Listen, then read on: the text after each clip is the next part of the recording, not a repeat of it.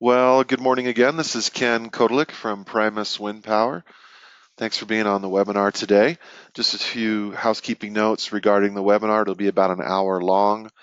We will kind of save our questions to the end unless you want to use the chat bar to chat in and ask questions, and I will try to answer them during the webinar. Otherwise, I will take those questions at the end of the webinar. And again, thank you very much for being on this. Here is my contact information right here, my direct phone number, as well as the number to tech support, and my direct email.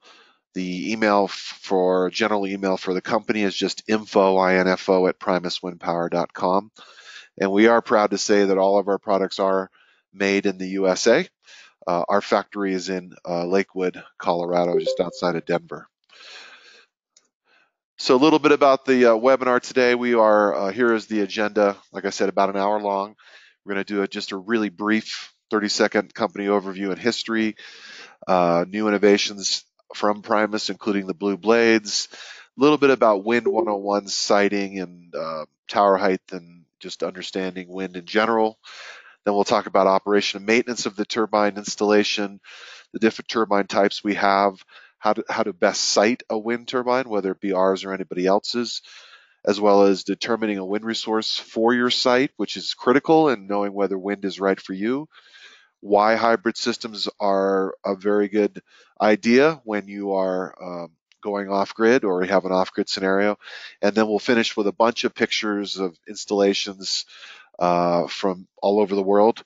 The turbine has been around for a long time, so we have installations on every continent and in basically every country. So Primus Wind Power is a division of Primus Aerospace, and we acquired the turbine in 2013 from a company that some of you may remember called Southwest Wind Power. They were around for almost 25 years, started in Flagstaff, Arizona, where I'm talking to you from right now, snowy Flagstaff. We had 30 inches of snow over the last 30 hours or so. So pretty crazy. And our factory where we produce the turbine is actually just outside of Denver, Colorado. We have as our parent company an aerospace side, which is the bigger portion of our company. And so we're able to parlay some of the nice benefits of working with an aerospace company and, with the wind power side of the company. So it's a very nice fit for the two companies to work together. You might remember this. This is the old 303, which was, started actually before 1995. They started testing R&D in the early 90s with the original two owners of the Air product line, David Cowley and Andy Cruz. And then 3 years later, they came out with the 403, a little bit more advanced circuitry and control hardware. And then the Air X, and then we changed it to the Air 30 and the Air 40 in 2011. That was when I was at Southwest Wind Power. And then the Breeze and the 40. And now in 2015, we launched what we call the Air Silent X, which is our cruising sailboat market with this beautiful blue blades. I'll talk about those in a minute. We have well over 150,000 units out there in the field. By far the largest selling small wind turbine on the market today, with the most number of installations and turbines out there.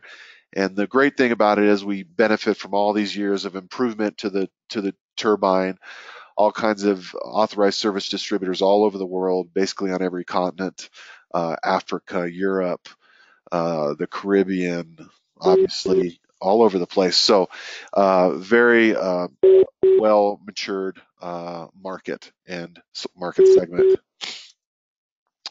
Here is the silent wind turbine. Excuse me for a sec while I mute.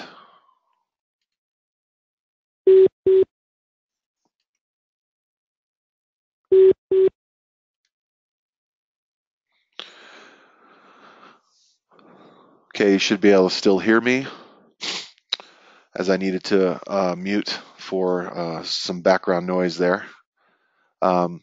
So here is the Silent X turbine. excuse me, with this beautiful blade set. This is a carbon fiber hand laid blade set, and the whole point of this blade set is to make it much quieter uh, for the for the cruising sailboat market primarily. So the cruising sailboat market, obviously, they're sleeping very close to the turbine, so they want a very quiet turbine. In marine applications, it makes a lot of sense because you don't have a lot of real estate on your boat to put up much solar. So putting up one or two wind turbines on a boat makes a whole lot of sense. Uh, we can upgrade any of our current turbines or even really the older turbines to this blue blade set. And to make the Air X or the Air 30 much quieter. You go from well over 100 decibels with the Air X Air 30 turbine to around 40 decibels with the blue blade set. Very quiet, makes a huge difference. So if there are customers out there who want to upgrade, we have upgrade kits for this carbon fiber blue blade set. The rub here is that they are expensive because again they are hand laid carbon fiber, so you're talking about $350 retail for a blade set with the hardware as well as the hub and the nose cone to be able to upgrade your current turbine. So one of the things we've been working on, a number of things we've been working on in the last, several years since we purchased the product, and specifically in the last maybe 12 to 16 months, was really improving the power and reliability of the air turbine even farther from when Southwest Wind Power had it. And so some of the things we did here, we upgraded the circuit card and the control algorithm. That's the brains of the turbine. Tells the turbine when to stop, when to start, when to shut down in high winds, etc. More reliable wind speed detection and RPM control, improved boost and brake control through the FETs on the board itself, on the control circuit board. And what that does, it really improved the actual power, startup, and cut in and cut out speed of the turbine. We improved this shutdown and startup control mechanism because we noticed through our warranty department that we had an issue with what we call ESD, early shutdown, which didn't really affect the reliability of the turbine. It really affected the power output because the turbine was shutting down prematurely. We also increased the RPMs at the top end for higher power and lowered the cut-in speed through that boost function I was talking about through the FETs. Robust and improved circuit card platform and grounding just on the circuit card, so made that circuit card much more reliable. Other improvements that we've made in the last 2 years were a higher quality bearing. We noticed some bearing issues from warranties and our customers, and so we went to a pure Nachi bearing, which is much more higher quality bearing in the face, the two bearings in the face, and the yaw bearing as well.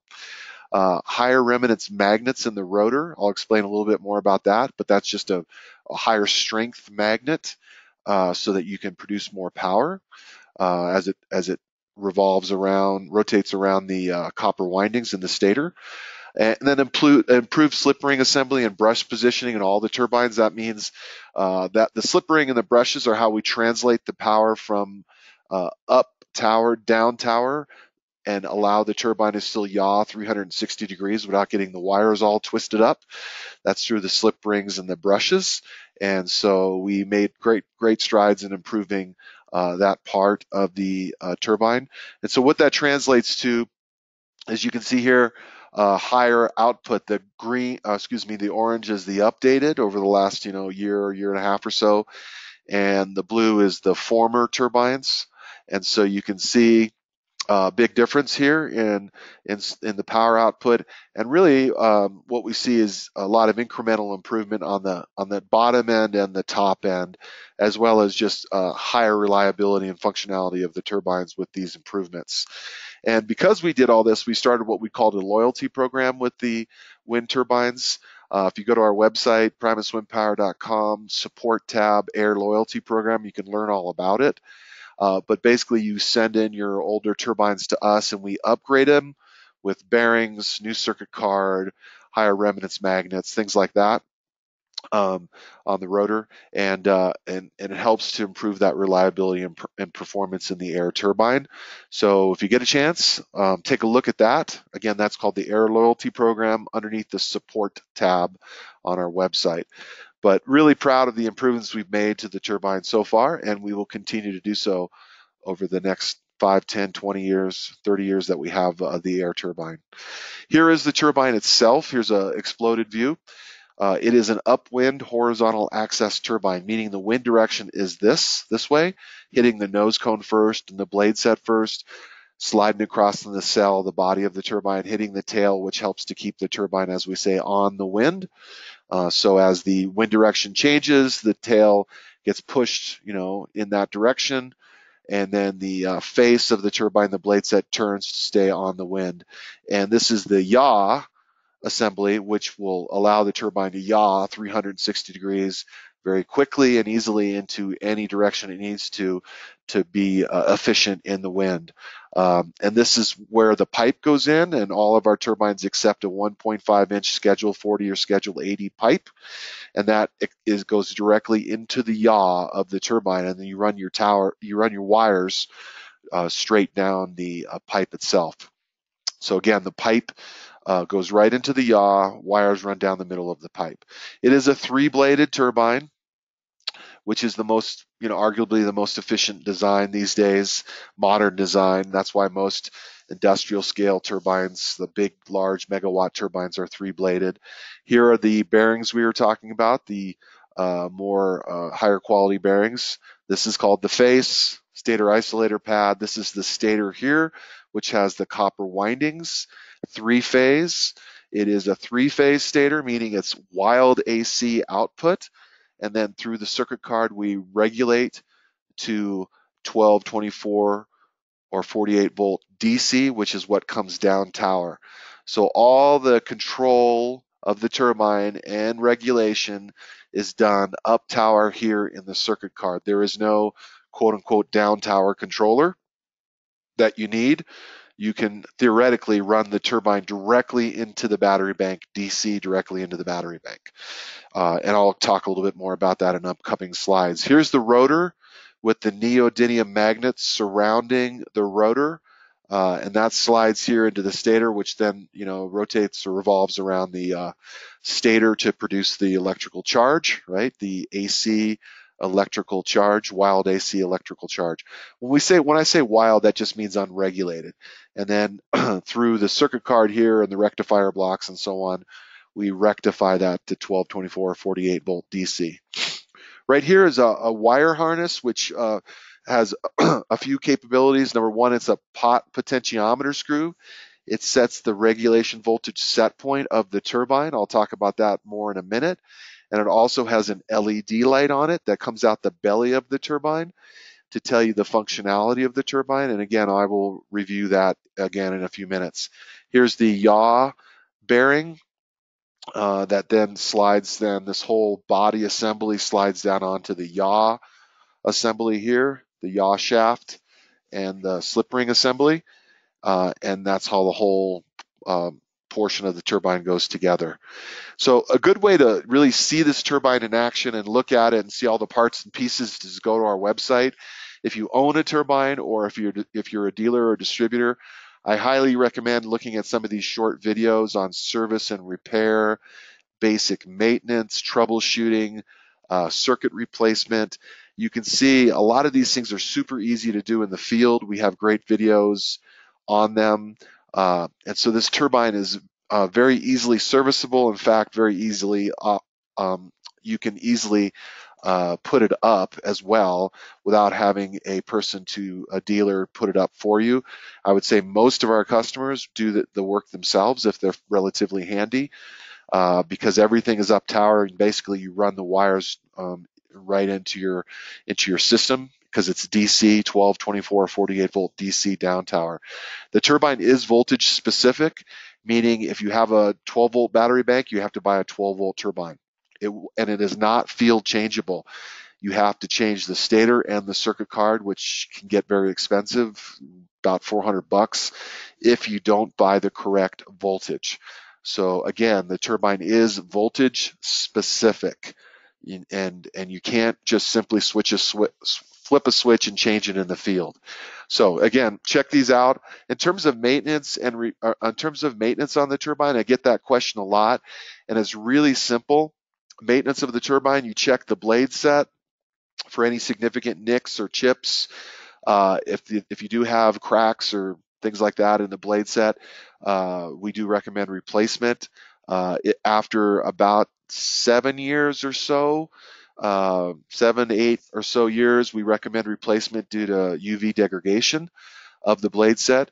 We also recommend you check this blade root hub connection. There's a blade, one or two blade bolts that connect it to the hub. That needs to be nice and tight. So you'd have to pull that nose cone off, check this connection to the blade root to the hub, make sure it's nice and secure. We also recommend you check the yaw bolts right here. There are 4 yaw bolts on the shaft that we recommend that you check that connection and make sure it's nice and tight. Other than that, there's really not much to do for maintenance on the turbine, and this is all in this video right here, very short video on maintenance of the turbine. Here are the turbines themselves. Here is the land version. Here is the marine version. The big difference between land and marine is the marine version has this white aircraft quality marine grade non-corrosive finish that we put on all of the bodies and yaw. It has a different nose cone color, obviously, and then a few minor internal component changes, as well as you get a stop switch with every marine turbine. I'll talk about that more in a minute. All of our land turbines are this gray cast aluminum housing, what we call our basic finish. It is not meant for a corrosive environment.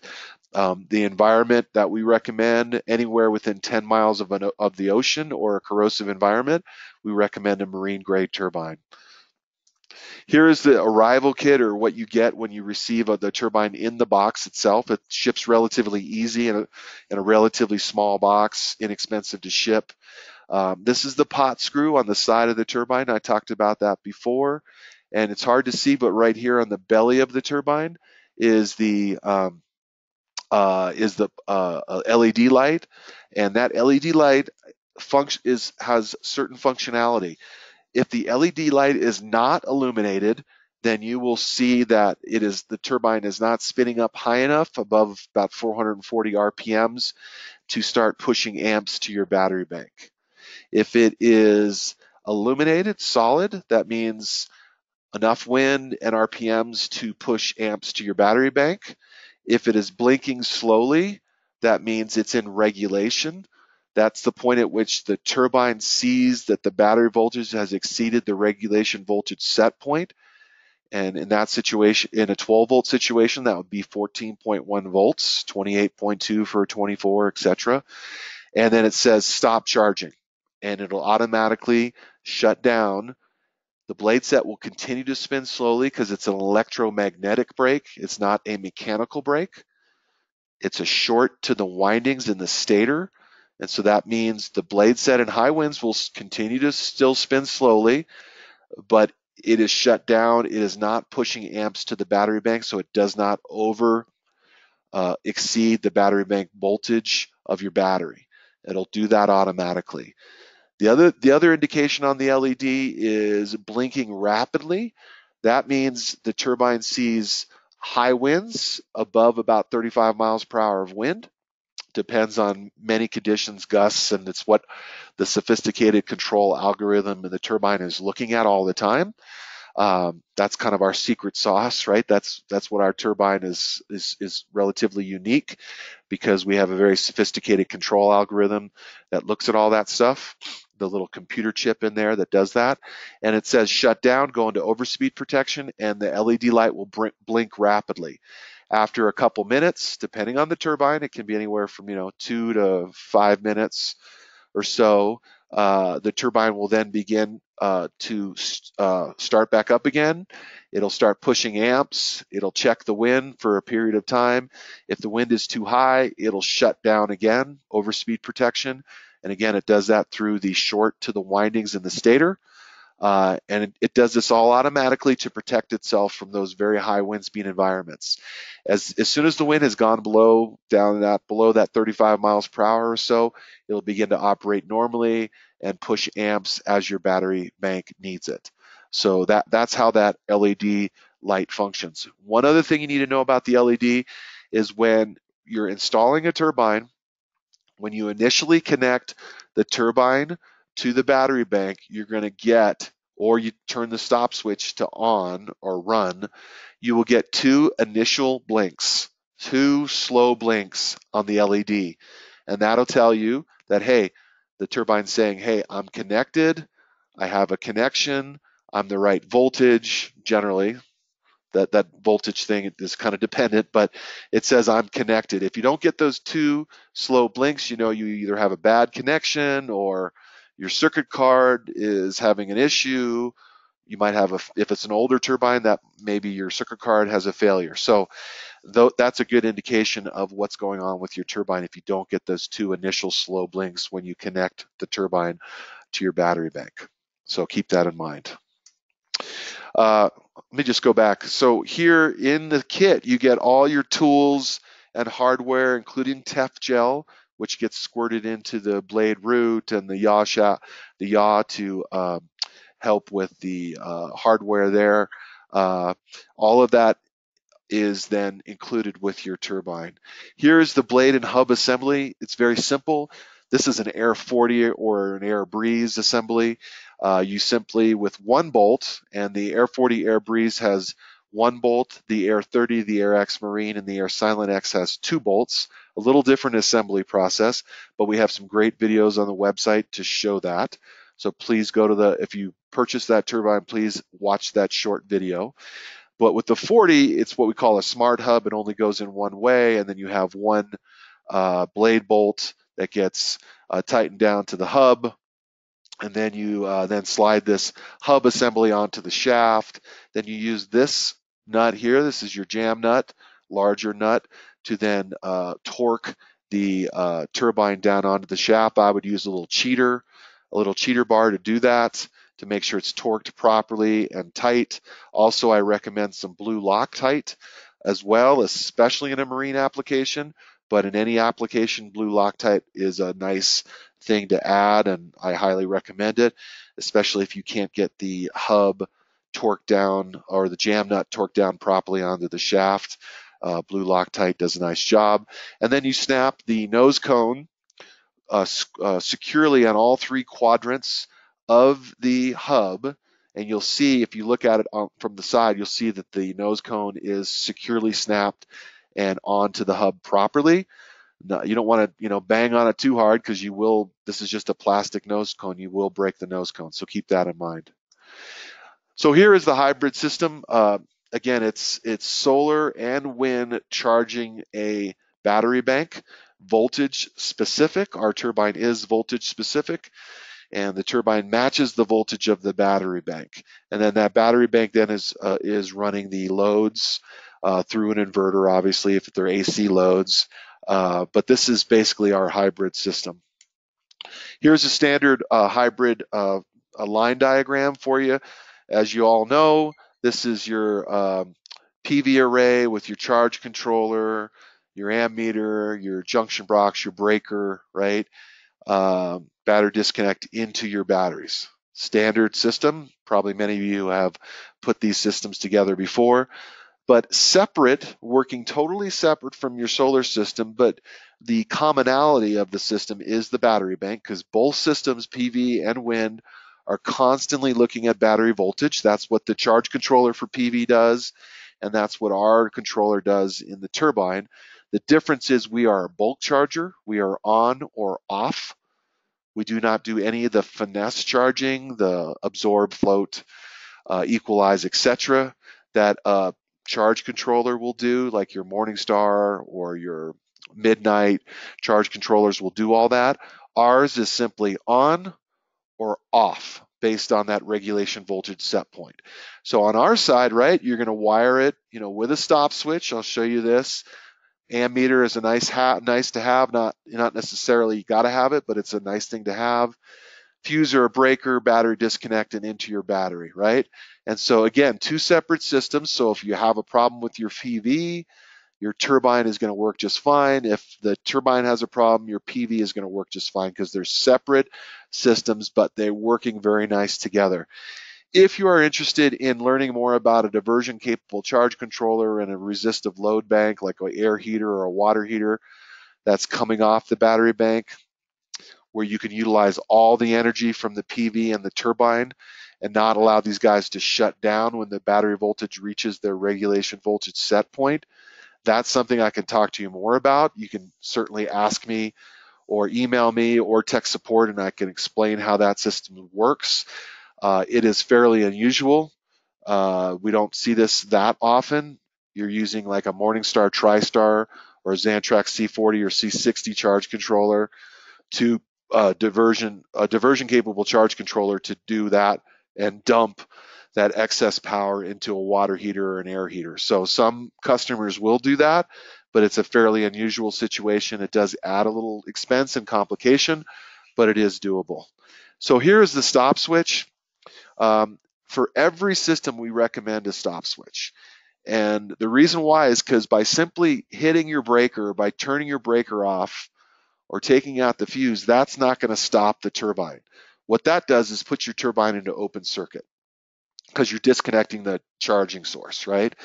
And open circuit is not a good place where you want the turbine to be for any long period of time. The open circuit behavior will mean the turbine will spin up and shut down. And it'll continue to do that until you have a problem with the circuit card. So a stop switch actually will provide a direct short to the windings in the stator through this 3-position DC rated, we call it a break before make stop switch because it goes through the open circuit position to run or stop. So that's called break before make, a fairly common system.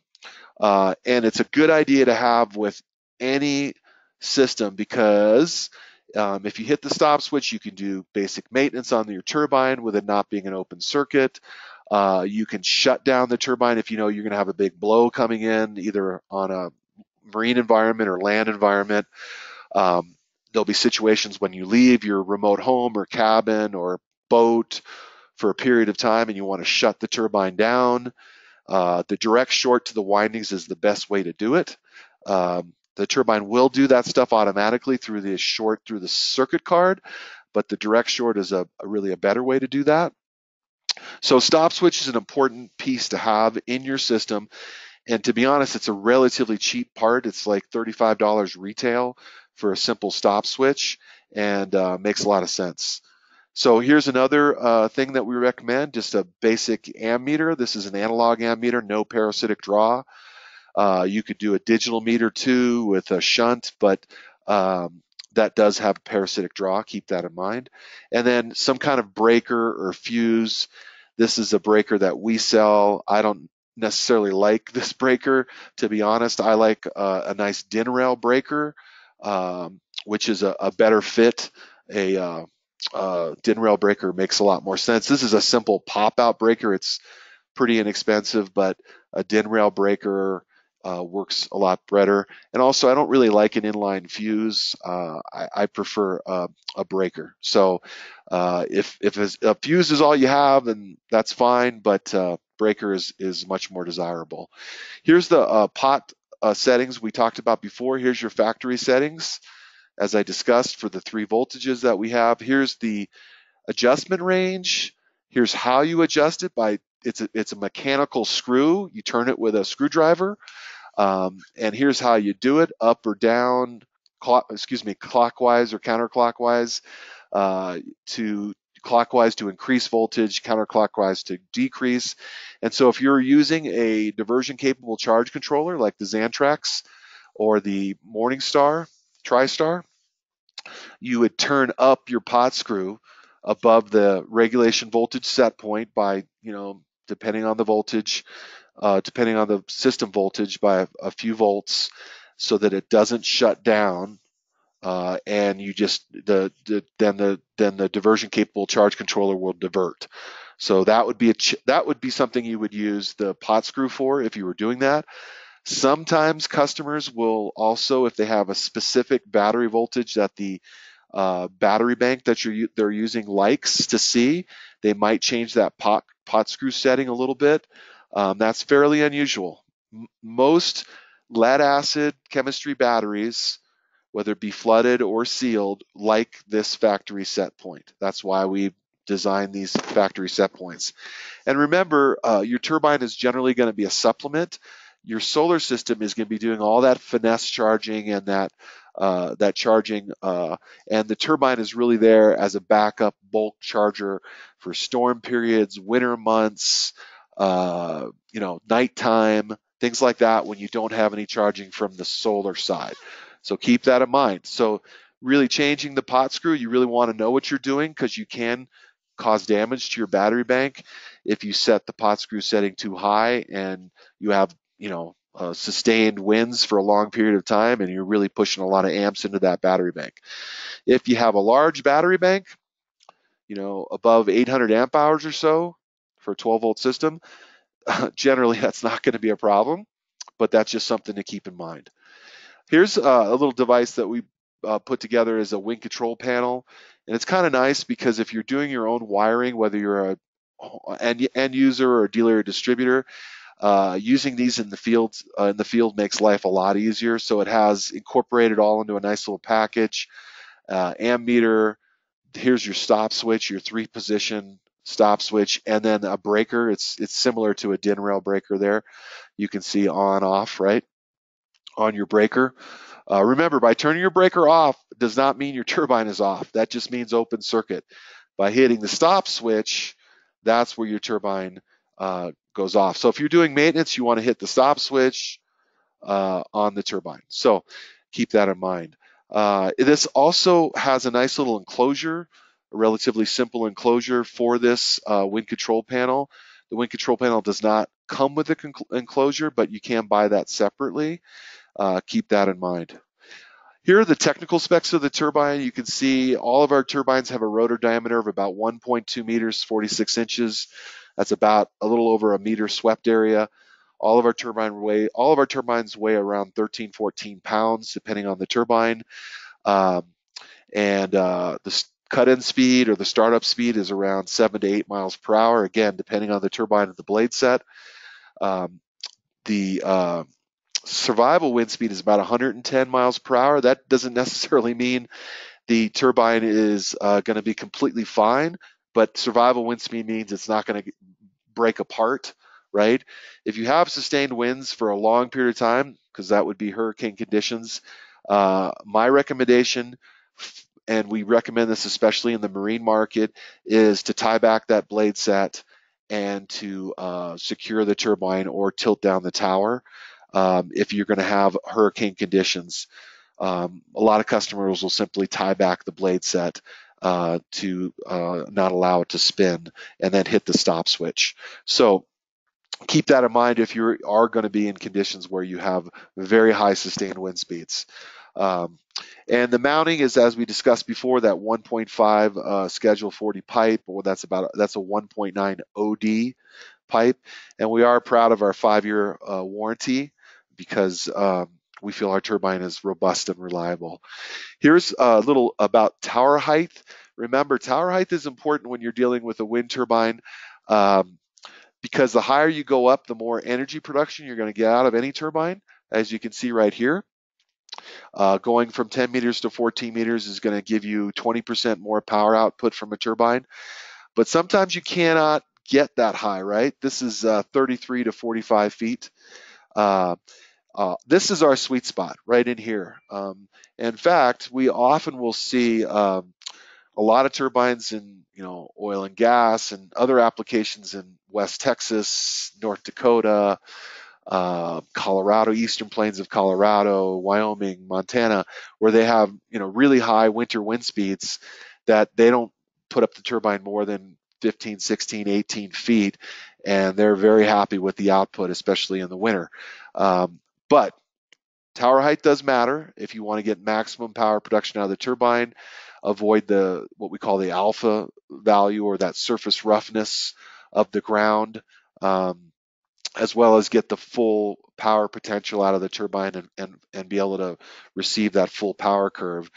having it in open wind on a 45-foot tower or so makes a lot of sense. Really, and really what's really more critical than tower height is siting the turbine properly. So you can see the turbine right here, this particular turbine, it's in good laminar flow of wind, very little surface roughness here, right? No big trees and so on. But if you put that turbine behind this tree, this house, you're going to get this turbulent effect off the tree and the house. So you have to get it up high enough to get out of that turbulent effect of the wind into the back into this laminar, nice even laminar flow lines of wind. We have a rule in wind called 2250. This doesn't necessarily apply with our small wind turbine, but especially with larger wind turbines, this definitely applies because you're spending a lot more money on that turbine.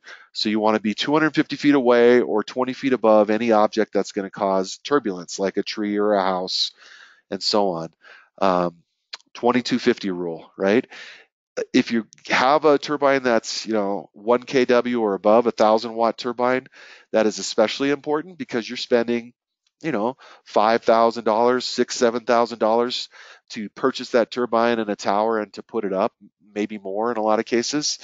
Um, our turbine being about $900 retail for a land turbine, that rule is not as critical because you have a relatively small investment and often you're in an off-grid situation and you just want to get a supplemental power from that turbine. But the reality of it is if you're surrounded by tall trees at your site, and you're not open to the prevailing wind direction, which would be generally southwest in the United States, then probably better to go with more solar. But if you have a good site, and we'll talk more about siting, then it makes sense to add that supplemental power of a wind turbine into your off-grid system. So here on the water, makes a lot of sense, right? You got this good laminar flow, zero surface roughness on the water, and great site right here. If you're on top of a hill and it's not that expensive to run the wire up to the top of the hill, or you're on a hill and you have relatively minimal tree coverage, then great place for a wind turbine because as the wind flows up the hill, uh, the uh, the compression of that wind increases velocity. The compression of the laminar flow lines increases velocity. So you have a great site there. This is a cliff, mesa, plateau, or building, right? And remember, off the vertical faces of the cliff, mesa, plateau, or building, you're going to get this turbulent effect. And that turbulent effect is going to flow back over the cliff, mesa, plateau, or building, and you're going to get turbulent wind. And turbulent wind is the killer of wind power. And it can be, 10% reduction in your power curve. It could be 50%. It really depends on so many factors, the engineering of the building, what the building looks like, the material of the building, how vertical the faces are, how tall those faces are, where the prevailing wind direction is in correlation to the turbine itself on the building. So many factors, but the rule of thumb is if you put your turbine on your building, you're gonna have some reduction in your power curve, but it might make sense. And we do sell a building mount kit because a lot of our customers like a very simple mounting on an energy shed, which is generally a small building, and it's not going to affect the power curve that much. It might have a 10 or 20% reduction depending on how big the building is, and it's very simple and inexpensive to put that turbine on a building and run the wires right into the energy shed into the battery bank. Because our turbine is DC, right? The longer the wire run, the more expensive it's going to be. So you got to consider that when you're siting your wind turbine. If you have a 12-volt system and your turbine's 150 feet away, that's a big wire, right? Number two, number four, by the time you go up the tower, right? It's a big wire. So, and that wire can be expensive. Might be better to go to a 48-volt system in that situation, right?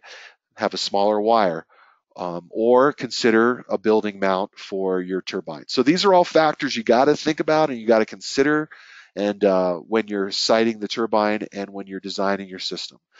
So let's talk a little about the hybrid system, solar and wind together. I have solar on my straw bale house in Flagstaff, Arizona. That solar is not doing very well today because it's snowing outside. but the wind is blowing here. So, um, if I had an off-grid system, which I don't, I have a grid tie system. But if I had an off-grid system, certainly today would be a good day to have a wind turbine, right? And so solar is great. I love solar, but it does have some drawbacks. Right here are the drawbacks of solar. Low output during winter months. We know that because the sun is uh, many less sun hours during the winter months. The sun is lower in the sky. There's all kinds of factors for that. Does have diminished output during bad weather, like today in Flagstaff, and no output at night. So this is where wind power comes in and is very critical and supportive of that off-grid system. The average wind speed is higher during the winter months. We know that from data all over the world, and I'll show you some of that data. Air density is higher during the winter months, and just to geek out for a second here, if you don't mind, here is the wind power equation, and there are three factors in determining how much power you're going to get from any wind turbine, and that is air density, wind velocity, which is cubed. That's the most important factor, obviously, and swept area. That's how big your rotor diameter of your blade set is. Swept area is important, and the reason why Europe rates their turbine, they rate their turbine by swept area in Europe, how big the blade set is, because that's going to determine how much power you have from that turbine. Here in the United States, we rate our power like we rate our solar systems, 200, 400 watts, 1 kW, based on maximum power output at a, 25 to 30 mile an hour wind, which is not a common wind speed. So our rated system for wind turbines doesn't make a lot of sense, but it's what people have used for many, many years. We are trying to change that, but it's a slow process. So you need to keep that in mind when somebody says, oh, it's a 1 kW turbine. Well, 1 kW turbine could mean a lot different in a very low wind speed environment, right? So it depends really on your wind speed, how much power you're going to get out of that turbine. So these three factors, including air density. And so the wind does tend to be stronger during bad weather periods. We know that again from NREL data, and wind does frequently blow on long winter nights. So air density does matter. So the colder the temperature, generally the higher air density you're going to get. And so obviously our turbine is going to do a lot better in the winter months. Here's what we're talking about. Hybrid systems are complementary. So in the summer, you have a lot of sun, not a whole lot of wind, and so your solar in your hybrid system is going to do all the heavy lifting in the summer months. It's going to be powering up your system. You're probably going to get very little power, except during storm periods at night, out of your wind turbine. But it's the opposite in the winter. That's when you need the help, because off-grid systems are generally sized for the winter months, right? Because they have to compensate for that low sun angle, as well as less sunny day, hours and so on. But if you have a turbine in your system acting as that secondary charging resource, it makes a lot of sense to help you out during the winter months when you have a whole lot less wind, a whole lot less sun, but a lot more wind. And that's the complementary nature of wind and sun. It's like Mother Nature saying to us, combine wind and solar together if you have a hybrid system. Here's a winter resource map for the United States. This is winter months only. Here at Primus Wind Power, 99.7% of our systems are hybrid systems, wind and solar systems. We almost never recommend a wind-only system because you're going to have times in the summer when there's obviously no wind. Even the most windy places, the Aleutian chain of Alaska and so on, they have days when it's totally becalmed, no wind. So hybrid systems make a lot of sense and make the most sense, combining two charging sources, right? And so especially in the winter months, they make sense. So we only look at a winter wind resource. We don't look at average wind resource when we're talking to customers. We say, well, what's your winter wind resource? And you can see the darker the blue color, the higher the wind speed here on this map. And you can see the middle portion of the country, Texas and so on, Oklahoma and north, has a whole lot of good wind. Coastline, a lot of good wind. Eastern seaboard, These are all islands of wind here. These are all mountains, right? Mountain ranges, up against Canada, lots of good wind. So a lot of the country has a very good wind resource, especially in the winter months. Anywhere on the water, right? Here's your Great Lakes. You're going to have a good wind resource. So what you really want to do is ask yourself, what is the wind resource of the site I'm going to be at? You can't take a wind resource for the town or the city. You can't look at wind resource maps generally because they're usually at 30 or 50 meters, and that's not where you're going to put your turbine. Your turbine is going to be, 30 to 45 feet tall, right? So you got to really determine your wind resource. So how do you do it? Well, you email me or you email us on our website where it says, "What's my wind resource?" on the very homepage of our website. You email tech support, you email info@primuswindpower.com, and you provide your address, your decimal data coordinates of your site, a general location, and we will plug it into our a model that we have through AWS TruePower, and we'll provide you with a report. And what you're looking for is 4 meters per second or greater of winter wind speed. That's November, December, January, February. If you have about an average of 4 meters per second or greater, and you're open to the prevailing wind direction, meaning you're not surrounded by trees, you can consider that tree cover, consider the turbulence at your site, where you're going to potentially mount your system, then you would be a good candidate for a hybrid system. If you don't have these stipulations, if you don't have these factors, then again, more solar might be a good thing for you. So you got to keep that in mind. So let's look at this resource that we send, what we actually will send to you.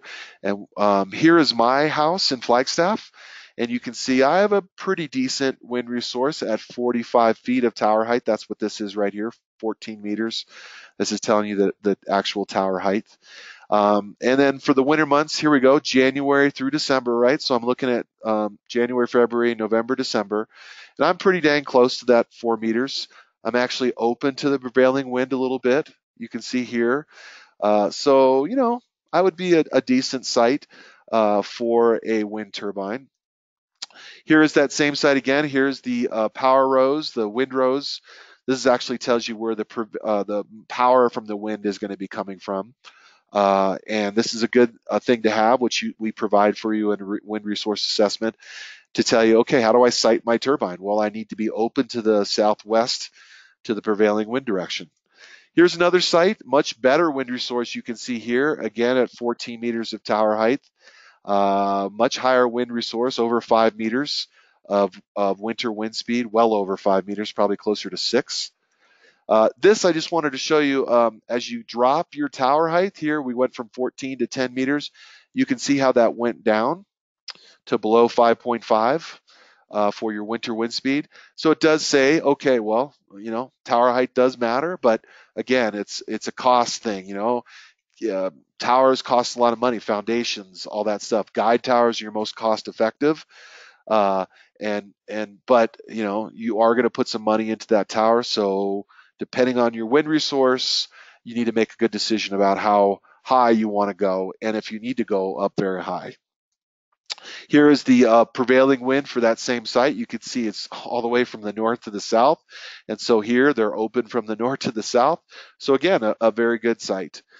We did talk about air density, and this chart just tells you, okay, as your temperature decreases, your air density will increase. And remember, air density is a factor in the wind power equation. So you're going to get more power out of that turbine based on that. Here's some actual NREL data, 30 years of NREL data, the 250 NREL sites across the country saying, okay, well, when it's less sunny, it tends to be more windy on average during these inclement weather periods, right? It's much more pronounced here in Rapid City, South Dakota, right? As your solar energy decreases, your wind energy increases. A little less pronounced in Amarillo, Texas, with only 9%, and more pronounced in Cheyenne, Wyoming, as your solar energy, again, weather is moving in, your wind speed will increase. Here is some actual curves, power curves for January through December and what that's going to look like. complementary curves. Most pronounced here is Billings, Montana, where you can see the red is the wind, the blue is the solar. You can see not a lot of good wind in the winter, not a lot in the summer, but the opposite for solar. So these are actual complementary curves, again, using NREL data, showing you, hey, this whole idea of complementary nature of wind and solar makes a whole lot of sense. Here's the solar day. If you've done any installation, know anything about solar, there's a big difference between June and December in terms of the length of the solar day. And that's why systems are sized for off-grid systems. Off-grid solar-only systems are sized for the middle of December, right? The shortest day of the year, December 21st. And so they have to compensate for that. So you're going to have a lot more power production in the summer months. You're going to be shutting down that solar system, at 11 o'clock in the morning because your battery bank is full. But in the winter, you're going to need more power out of that solar system. So that's how they compensate. They size the system for a maximum 50% depth of discharge for December 21st, right? That's how it's sized. But when you have a wind turbine in the mix, that whole sizing paradigm changes. And so you can size the controller a little smaller. You can size the racking, the PV panels a little bit smaller. The days of autonomy, the battery bank, because you're going to getting output in the winter months, storm periods, inclement weather, nighttime power production. As long as you have, your wind resource, which we talked to you about how to do, how to determine your wind resource. So that whole paradigm for an off-grid sizing system completely changes by having a secondary charging source like a wind turbine in your system. Here's nighttime power production again. Generally in the winter months, you're going to get some amps into your battery bank at night, depending on your wind resource, but it's going to be pushing amps into your battery bank when you obviously need it, lights are on, etc. So what we're talking about here is keeping the batteries happy. If you can keep those batteries happy, they're going to last longer. You're not going to have as deep of a discharge. This is a Trojan brochure, Trojan battery brochure, and it goes to 100% depth of discharge, but most of the time now Trojan is saying in the last couple of years, maximum is 80% depth of discharge that you can allow the batteries to go to, or they will be ruined. They will not be able to come back because of sulfation. Okay, so, but you want to stay at maximum 50%, but in the winter months, we often see them down below 60 or 70%. If you can keep that depth of discharge to 30 or 40% because you have that wind turbine in there, then look at the steepness of this number of cycles curve, right? You're increasing that battery life because you're not deeply discharging the battery. And for expensive sealed batteries, that makes a lot of sense. Right? I see people in changing their batteries, oil and gas, telecom, security systems. I see them changing their batteries every 12 months because they are not sizing their systems properly and they don't have a secondary charging source like a wind turbine to supplement the winter months. And when it happens, 95% of the time is in the winter.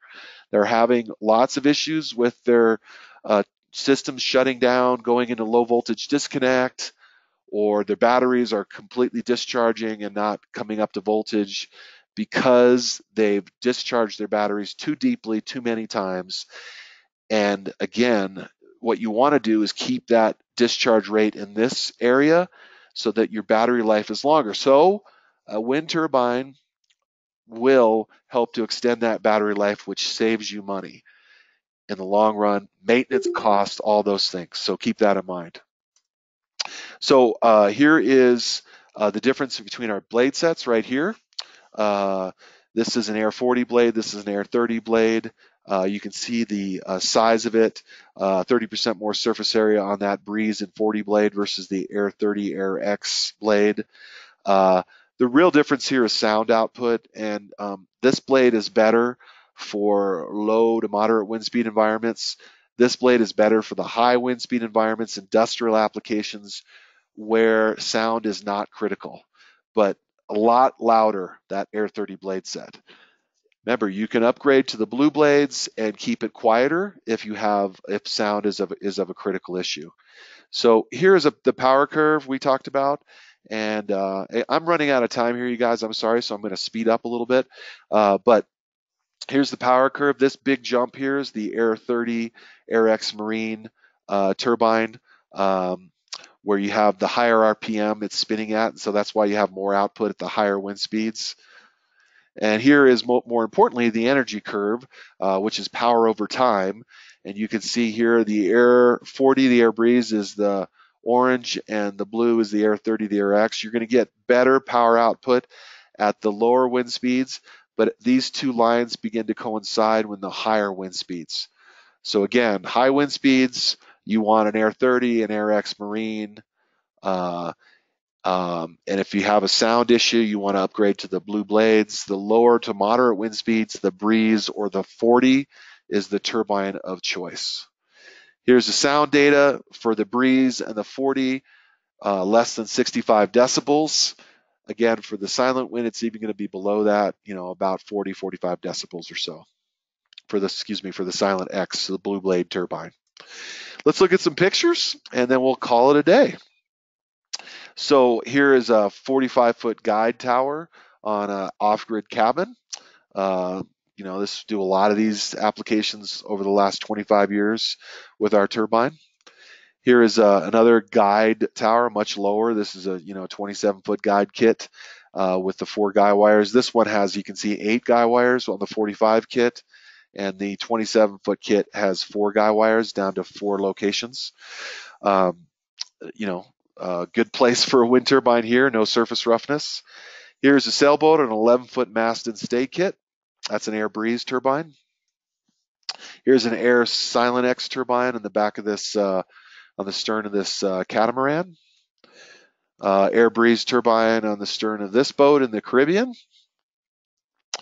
Here is the turbine itself on the mast of this San Juan in Puerto Rico. Here's just 3 different mounting locations for marine turbines on the radar arch, on the stern of this trimaran, and on the mizzen mast here. Here is 2 turbines. These are old. This is from the 90s. These are AirX marine turbines. This boat has recently been upgraded to the Blue Blades because these are, like I said, very loud blade sets, right? This is the old blade set. Blue blade set will make this much quieter on the stern of this boat. 2 turbines here on this boat in San Carlos, Mexico. Here's a parking lot light configuration, solar and wind. Oil and gas applications here in Colorado and North Dakota. Again, very short towers here. You can see very relatively short towers. This one's very short, right? We're talking about 12, 14 feet of tower height, but very good wind speeds in both of these locations. This is a portable platform on a relatively short tower. This is, an 18-foot tower or so. But this is a Roan self-supporting lattice tower with the stub pole of the Schedule 40 1.5-inch pipe that goes up here with your solar and your battery bank here. This is a mining application. This is an airport application. Again, all off-grid applications, right? That's all we do, off-grid applications, charging batteries. Here is Antarctica. You can tell because the vertical nature of the solar panels, right? The bottom of the world. But here, 4 turbines. When you're doing a multiple turbine application, it's important to know that you're going to have a downwind shadowing effect from the upwind turbine. So you have to put that turbine above or below the upwind turbine so you don't have that downwind shadowing effect, and keep them far enough apart as well. So something to consider when you're doing multiple turbines. Same thing here, again, 2 different tower heights to reduce the shadowing effect. Here is a telecom application, Africa. Here is a railroad application for positive train control. They used to use primarily propane with a generator to power up their systems. Now it's primarily solar and wind. Here is an RV application at Sea of Cortez, Mexico.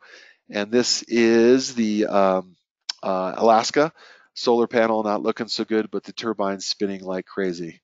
So thank you very much for being on the webinar today, and really appreciate your time on the webinar. and listening and paying attention. Hope it was helpful, and feel free to reach out to me with further questions that you have. Happy to help.